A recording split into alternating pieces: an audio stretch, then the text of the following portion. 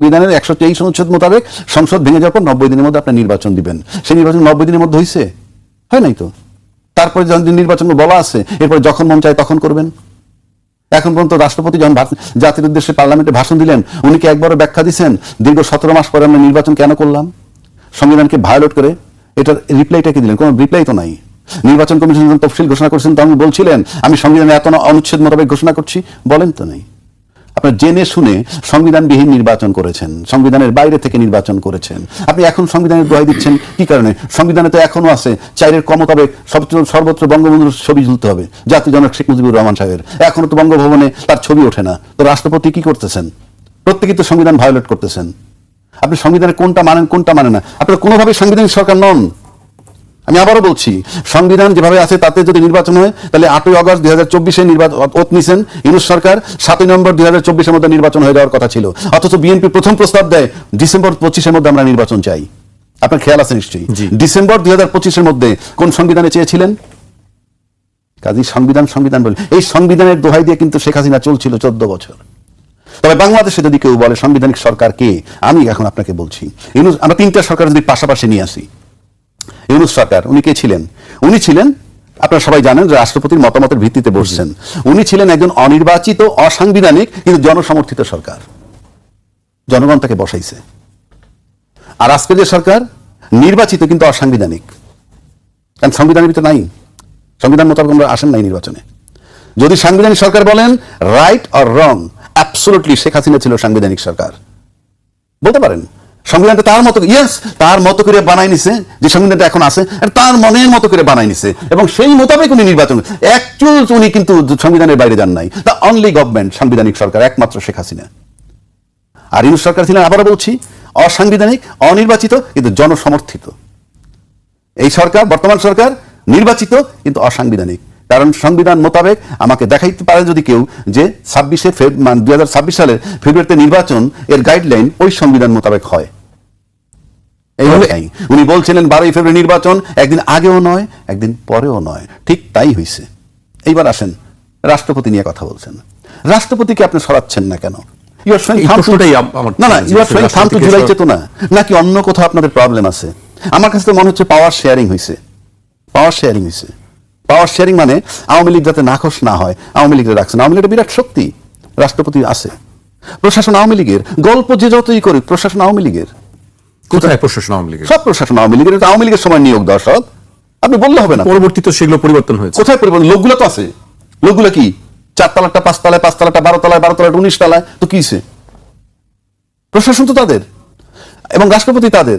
এটা আমাকে স্রেফ মনে হয় পাওয়ার শেয়ারিং। আর পাওয়ার শেয়ারিং এর শর্ত হইলেই যে শেখ হাসিনা বা আওয়ামী লীগ শক্তি এই ছাত্র শক্তি বিলুপ্ত করতে চায় ফ্রম ডে ওয়ান। আমি মিডিয়াতেও দেখেছি। এই পাওয়ার শেয়ারিং এর আসলে উদ্দেশ্য আপনি গণতান্ত্রিক সরকার হয়ে যখন অগণতান্ত্রিক কথা বলে, অগণতান্ত্রিক পদ্ধতিতে নিজের লোকরে আপনি সেট করতেছেন প্রশাসনে, এটা তো আপনি তো নিজের লোকরে কিভাবে সেট করেন? আপনি তো এই সব নির্বাচন হইলে এই সমস্ত প্রশাসক যাদেরকে নিয়োগ দিতেছেন তারা তো মেয়রের ভূমিকাই কাজ করবে। তার নির্বাচন হইলে যে আপনি 100% বিজয় লাভ করবেন গ্যারান্টি কি? তাহলে আপনি কিভাবে বসাচ্ছেন তাদেরকে? 100% আপনার লোকরে আপনি কিভাবে বসাচ্ছেন? 2 নম্বর আসেন, এই যে সংবিধানের কথা বলতেছে যে আগে সংবিধানে আমরা আলোচনা করব, সংবিধানের ভিতরে ঢুকাবো গণপরিষদের বিষয়টা, যদি ঢুকাইতে পারি তারপরে আমরা এই আপনি পরে আইন করে পিছনের জিনিস ঢুকাবেন কেমনে? আপনি আইন করবেন আজকে গণপরিষদ সংস্কার কমিটি হতে পারে, আমি সংবিধানে ঢুকাইলাম কোনো কারণে, তারপরে পিছের রেজাল্টটা ঢুকাবেন কেমনে এটার ভিতরে? আইন করবেন পরে আর এটা আনবেন আগে, বা পিছেরটা টাইনে আনবেন সামনে, এগুলো হয় না। এগুলো হলো আপনি বলতেছেন আর কি, যে এটা হলো কিলিং অফ টাইম। আমার কাছে মনে হয় তারা অনেকটা, আমার কাছে যেটা মনে হয় যে তারা বোধহয় অনেকটা কিংকর্তব্য বিমূঢ়। ঠিক ওই যে জুলাই আন্দোলন যখন হয়েছিল তখন ছাত্ররা যেরকম ভাবছিল যে শেখ হাসিনাকে অপসারণটাই জরুরি, তার পরবর্তী কার্যক্রমটা কি হবে এই হোমওয়ার্ক বোধহয় তাদের ছিল না।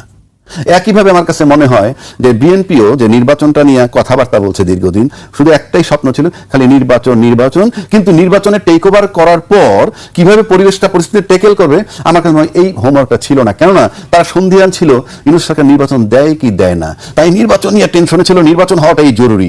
আর যদি স্মুথলি তার উপরে আস্থা রাখতো ইউনূসের উপরে যে হ্যাঁ ওই তারিখে নির্বাচনের কোনো সন্দেহ নাই, তাহলে তারা হোমওয়ার্কটা করতে পারতো। এবং এখানে তাদের একটা বিরাট ঘাটতি আমার কাছে মনে হয়, যার জন্য তারা কোনোভাবেই কিছু মিলাইতে পারতেছে না। আপনি আইনমন্ত্রীর কোনো অস্তিত্ব নাই, পার্লামেন্টারি অ্যাফেয়ার্স মেইন ম্যান হবে আইনমন্ত্রী, তারপর আপনার সাংবিধানিক ব্যাখ্যা মেইন ম্যান হবে আইনমন্ত্রী। আমরা কিন্তু এখানে যেভাবে দেখা উচিত বা যেভাবে পাওয়া উচিত, আপনি বলতে পারেন সে অযোগ্য ন, উনি অত্যন্ত, আমি বললামই তো, সে আইনের ছাত্র, অনেক ভালো বোঝেন, কিন্তু প্রশ্ন হচ্ছে বিষয়টা কেমন মনে হয় যে কোথাও কি কোনো ঘাটতি বা তাদের ভিতরে কি সমন্বয়হীনতা আছে কিনা, এটা আমার কাছে মনে হয়। এবং এটার লক্ষণ যে খুব ভালো, আমি বলছি না। আরেকটা কথা আমরা বলি, আমি জানি না পরের ফেসে কি বলবো, আমি বলি সময় কম দিয়েন। বিষয়টা হচ্ছে আমরা একটা কথা বলতেছি বারবার যে আমরা এখানে এই গণপরিষদ হবে কিনা, গণভোট হবে কিনা, নানান আলাপ করি, কিন্তু আপনি এটা যদি লক্ষ্য করে দেখছেন, চিফ প্রসিকিউটর বদলাই ফেলাইলাম, কিন্তু আমাদের এখানে এই যে মুখের কালি শুকানোর আগে কিন্তু তারা বলছেন যে ভোটের কালি শুকানোর আগে তাদের নির্বাচনী প্রতিশ্রুতি বাস্তবায়ন করতে। ওনাদের তো নির্বাচনী প্রতিশ্রুতি আরো একটা ছিল, ওনারা বলতেন কি যে বিচার একটা চলমান প্রক্রিয়া, কিন্তু আমরা আজকে পর্যন্ত তো এই ক্ষমতায় আসার পর একটা বার কি আমরা উচ্চারণ করতে শুনছি তাদের কাছে যে 57 জন বিডিআর হত্যা হয়েছে, তারা যে ফ্যামিলি কার্ড দিতেছে, ভালো উদ্যোগ, তারপর কৃষি কার্ড দেন, ভালো উদ্যোগ, ধর্মীয় ইমাম মুসলমান মুয়াজ্জিনদেরকে সব ভালো উদ্যোগ, কিন্তু পাশাপাশি স্বৈরাচারদের তৈরি না, এরা কিন্তু কথা একটু স্বৈরাচার বিরুদ্ধে কথা বলে, প্রেসিডেন্ট, আমার কাছে মনে একটু না বললেই নয়, তাহলে একবারও দৃঢ় চিত্তে আমরা শুনি নাই একটা দেশের সার্বভৌমত্ব রক্ষার জন্য গণতান্ত্রিক সরকার দরকার। ইউনূস সরকারের মতো সরকার থাকলে সার্বভৌমত্ব নষ্ট হয়ে যায়। তাহলে আপনি সার্বভৌমত্ব নষ্ট করেন কারা? সার্বভৌমত্ব রাখে কারা? সার্বভৌমত্ব রাখে দেশের ডিসিপ্লিন ফোর্স, আর্মি। সেখানে 57টা অফিসারদের হত্যা হয়ে গেল, সেদিন তো আমার সার্বভৌমত্বের ঘাটতি হয়েছে। এখন পর্যন্ত দৃঢ় চিত্তে আমি কারো কণ্ঠে শুনি নাই যে আমাদের এটা প্রায়োরিটি বেসিস, আমার দেশের সার্বভৌমত্ব ফিরিয়ে আনতে হলে এটার বিচার করা খুবই জরুরি, যাতে কোনো সরকারের সময় এরকম ঘটনা না হয় এবং কোনো সরকার যাতে এটা করার পর আবার ধামাচাপা দিতে সাহস না পায়। আমি তো দৃঢ় চিত্তে বিডিআর হত্যার কথা, 57 জন সেনা অফিসার হত্যা হয়েছে, আদৌ শুনতেছি না কেন? আমরা জানতে চাই, নির্বাচিত সরকার, গণতান্ত্রিক সরকার তখন বারবার বলছে ইউনূস সরকারের সময় যে এটা একটা চলমান প্রক্রিয়া, বিচার একটা চলমান প্রক্রিয়া, কিন্তু আমরা এখন পর্যন্ত বক্তব্য পাই না। সুতরাং আমরা এই বক্তব্যটা শুনতে চাই। আমি একটা দেশের, তারেক রহমান সাহেব নিজে বলেন সবার আগে বাংলাদেশ, সবার আগে বাংলাদেশ করতে হলেই আমার এই বিচারগুলো করা দরকার। এই অপরাধের বিরুদ্ধে একটা দৃঢ় চিত্তে তাদেরকে বলতে হবে, একটা দৃঢ় বলিষ্ঠ কণ্ঠে আমরা এটা শুনতে চাই যে আমি তারা যদি সংস্কার পরিষদ না পায়, গণভোটের যে আলোকে যে সংস্কার হওয়ার কথা সেটা যদি না পায়, উচ্চ কক্ষ পাবে, তারপরে আরো যে সমস্ত বিষয়গুলো না পায়, তাদের মাঠে রাস্তায় নামবে, পার্লামেন্টে নামবে, এটা তাদের ইচ্ছা, তারা থাকলে থাকতে পারে, তাদের ব্যাপার, এটা তাদের বিষয়টা নিয়ে আমার মতামত নেই। বাট এবার একটা জিনিস বিষয় বোঝা যায়, 31% ভোট যখন একটা বিরোধী দল পায়, সেই দলটা কিন্তু শক্ত, সে যে দলেরই হোক। 31% ভোট পেয়েছে, তখন মাঠে নামলে তাদের সাথে যদি সেই 31% লোক নামে, তাহলে একটা বাজে ব্যাপার হতে পারে, কিন্তু সেটা কতখানি সম্ভব আমি ঠিক জানি না। কেননা আলটিমেটলি 50 ঘন্টা টাইম যখন চাইছে, কোথাও বোধহয় এটাও ভাবতে পারে জামাত যে আমরা যদি এই বিশৃঙ্খল পরিস্থিতি করি, একটা চট করে মধ্যবর্তী নির্বাচন এসে যায়, আওয়ামী লীগ বিএনপি যদি একত্র হয়ে যায়, তাহলে আমাদের এই আশা নাও থাকতে পারে। কিন্তু তারা রাষ্ট্রপতি বর্জন করলেন, কিন্তু তারা আবার 50 ঘন্টা আলোচনার দাবি জানান। আমরা এগুলোকে এত সিরিয়াস নেই কেন জানেন? আমার মনে হয় নেওয়া উচিত না। কারণ স্বরাষ্ট্রমন্ত্রীর বক্তব্য আমি মানলাম তো, স্বরাষ্ট্রমন্ত্রী তো গণভোটে তো তার চেয়ারম্যান বলছিল যে গণভোটে হাতে ভোট দেন, সেখানে কি উনি মানছেন? আপনি ওটা ধরলে ওটা আপনারটা বৈধ হলে ওটাও বৈধ। আপনি নিয়মে থাকতে হবে তো ভাই। খালি আপনি যদি বলে কাউকে নাম বলে, তাহলে তো তাকে আনসারেবল হইতে হবে। সুতরাং সে তাদেরকে ঠেকাইছে। কেউ কেউ বলতেছে জামাতের আমি ফেল করতেছে, তাকে জিতানো হয়েছে। কেউ কেউ বলতেছে নাহিদ ফেল করছিল, তাকে জিতানো হয়েছে। If it is a fact, এটা কিন্তু সত্য ধরি, তাহলে ইলেকশন ইঞ্জিনিয়ারিং হয়েছে। আর যদি আপনি সত্য না ধরেন, তাহলে সামনে এটা চিন্তার কারণ। কথাটা বুঝছেন? যদি ইঞ্জিনিয়ারিং হয়ে থাকে, তাদেরকে জিতানো হয়ে থাকে, তাহলে ইঞ্জিনিয়ারিং হয়েছে, তাহলে ক্ষমতা যারা গেছে তারা ইঞ্জিনিয়ারিং এর মাধ্যমে গেছে। আর যদি বলেন না জেনুইন ভোট হয়েছে, তাহলে 6টা সিট আসন পাইছে তারা, যাতে ফ্রম ডে ওয়ান মিডিয়া সহ তাদেরকে মিডিয়া ট্রায়ালের মধ্যে রাখছে 1.5 বছর, তারপর 6টা সিট পাওয়ার মানে একটা ভয়ের কারণ। তাহলে সামনে কি হতে পারে, এগুলো চিন্তার বিষয়। ইঞ্জিনিয়ারিং মানেন, তাহলে আপনার পুরো নির্বাচন ইঞ্জিনিয়ারিং। আর যদি বলেন তারা জেনুইন 6 জন পাস করছে, তাহলে চিন্তার কারণ। আর সে কারণেই পাওয়ার শেয়ারিংটা করতেছে। আমরা আওয়ামী লীগ আর বিএনপি একসাথে আছি, কারণ রাষ্ট্রপতিকে রাখার কোনো কারণ নাই, কোনো কারণ নাই, কোনো যৌক্তিক কারণ নাই। এইবার আসেন আরেকটা জায়গায় আসি, রাজপথে নামবেন 11 দল, সেটা তাদের ব্যাপার, নামলে নামবে, না নামলে না, তাদের ব্যাপার। কিন্তু আমি বলতে চাচ্ছি কোন জায়গাটা, শেখ হাসিনার জায়গাটা, যারা আজকে ক্ষমতায় আছেন, তারা যদি শেখ হাসিনার জায়গাটা দখল করতে পারেন, তাহলে তারা শেখ হাসিনার মতো 15 বছর ক্ষমতায় থাকলে থাকতেও পারেন। কথাটা মাইন্ডেড, শেখ হাসিনার ভূমিকায় অবতীর্ণ হইতে হবে।